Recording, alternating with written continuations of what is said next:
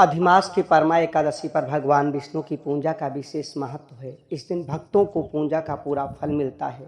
इस दिन भगवान विष्णु की पूजा करने से घर में सुख समृद्धि आती है और भगवान विष्णु की कृपा से संपूर्ण कष्ट मिट जाते हैं। अधिमास की दूसरी एकादशी 12 अगस्त दिन शनिवार को मनाई जाएगी। हालांकि मुहूर्त को लेकर कई झमेला है, हम आपको पूरे मुहूर्त को भी बताएंगे। इसे कमला एकादशी या पुरुषोत्तमी एकादशी भी कहते हैं। इस दिन भगवान विष्णु की पूजा करने से दुर्लभ सिद्धियों की प्राप्ति होती है। भगवान विष्णु को प्रसन्न करने के लिए इस व्रत को बहुत उत्तम माना गया है। परमा एकादशी के दिन किए गए पुण्यों का कई गुना फल मिलता है। पुराणों में परमा एकादशी के फल का अश्वमेध यज्ञ के बराबर अर्थ बताया गया है। परमा एकादशी तिथि को लेकर हिंदू पंचांग में अधिमास के कृष्ण पक्ष की परमा एकादशी की तिथि शुक्रवार यानी 11 अगस्त को सुबह 5:06 पर आरंभ होगी और 12 अगस्त को सुबह 6:31 पर इसका समापन हो जाएगा। ये तिथि मुहूर्त के अनुसार है, लेकिन इस बार पूजा और पारण के मुहूर्त में प्रभाव है, यानी कि फेरबदल है। परमा एकादशी पर पूजा का मुहूर्त जो शुभ मुहूर्त है वो शनिवार 12 अगस्त को सुबह 7:28 से लेकर सुबह 9:07 तक रहेगा। यानी कि समझने वाली बात है, एकादशी तो शुक्रवार 11 अगस्त सुबह 5:06 पर शुरू होगी और 12 अगस्त यानी शनिवार 6:31 पर समाप्त हो जाएगी।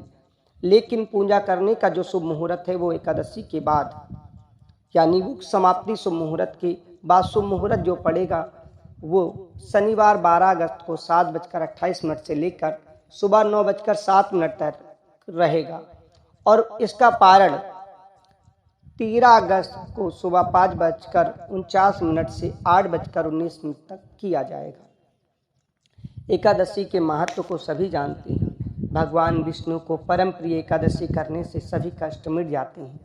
अधिमास यानी मनमास की परमा एकादशी पर भगवान विष्णु की पूजा का विशेष महत्व होता है।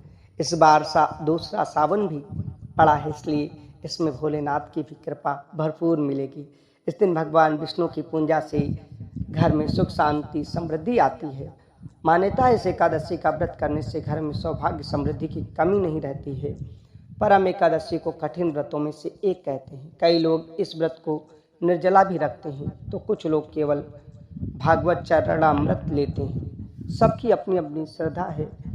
व्रत में केवल एक चीज है, श्रद्धा सुमन के साथ साथ आस्था होनी जरूरी है। परमा एकादशी की विधि की बात की जाए तो परमा एकादशी के दिन सुबह सवेरे स्नान करके भगवान विष्णु को विधिवत पूजन पाठ कर मनाएं और फिर निर्जला व्रत का संकल्प अगर कर रहे हैं तो निर्जला या फिर जैसे आप चाहें वैसे व्रत का संकल्प करें। विष्णु पुराण का पाठ करें या निर्जला एकादशी यानी परमा एकादशी की कहानी पढ़ें।